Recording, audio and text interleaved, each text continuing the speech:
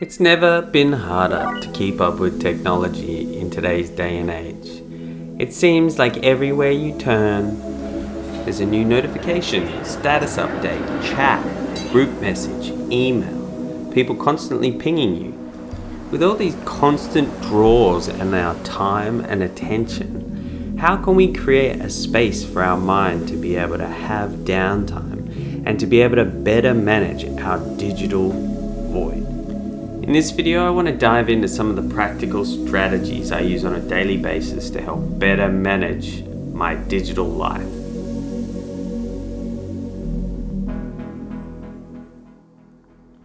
To better manage your digital life, it's super important to create some boundaries around your screen time.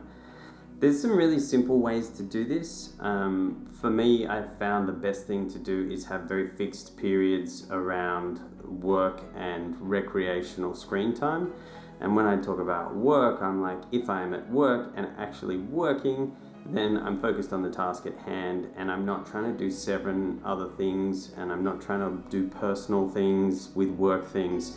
And the work hours need to be in very fixed blocks of time as well. Basically, you clock on and you clock off and that's your work time, and then things outside of that, discretionary personal time, which you can decide to use or not for more digital activities, ideally not. The next tip that I have and have come across as being super duper useful is to schedule in digital activities. Now, I don't mean to rigorously schedule in your use of social media or batching of email tasks. While I think that might be efficient and useful for many people, it's not something I'm personally going to do.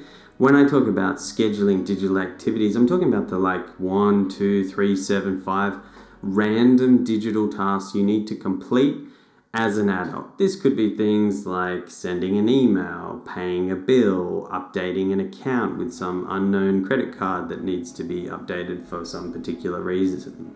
It could be really high value tasks like organizing your superannuation and 401ks. It might be life insurance. It might be remortgaging your house to get a better home loan. Those are specific tasks that are likely going to need some computer time. And I'm suggesting that you schedule in time to perform those tasks so that it's in a block that's dedicated and it has a very fixed time period allocated to it. Next up is a bit of a counterintuitive one, and that is to use the digital tools available to you to set limits and boundaries for yourself, both in planning, organization, and usage.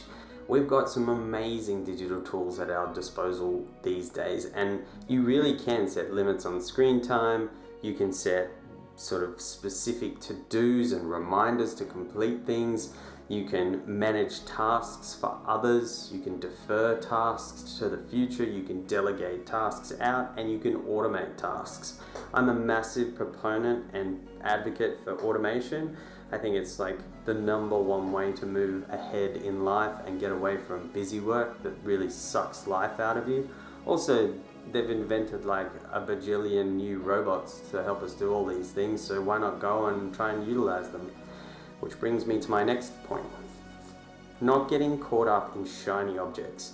It is so easy to think that the process of optimizing your digital life with better digital tools will improve your entire life. But there is this massive overhead, tech debt, time suck, call it whatever you want, when you try and use these different tools and you try and create these bespoke, flawless, intricate processes that are there to try and make you save time and improve your life, but actually end up sucking in more of your time in terms of maintenance and trying to keep all these different balls in the air and keep these things running. So just be careful of that. That I'm not the best at organizing my digital life. I, like you, find it super difficult to stay on top of all the different apps, applications, websites, operating systems that we get thrown at on a daily basis. The other thing that we're sort of contending with here is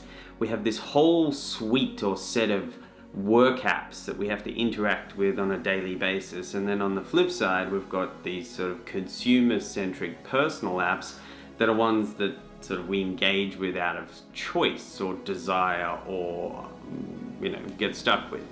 So yeah, I mean, like, let's sort of separate those two. We've got the work apps, we've got the personal apps. These are some strategies on how to sort of deal with those two different things. I mean, if you're like me and you work from home, I have two separate computers and two separate devices, so I kind of have like my work life separated from my non-work life, and I think you need that, otherwise you drive yourself insane trying to like juggle both of them on the same device. That's it from me today, gang. Thanks for watching. Let me know in the comments below any strategies you use to improve your digital life. Peace out.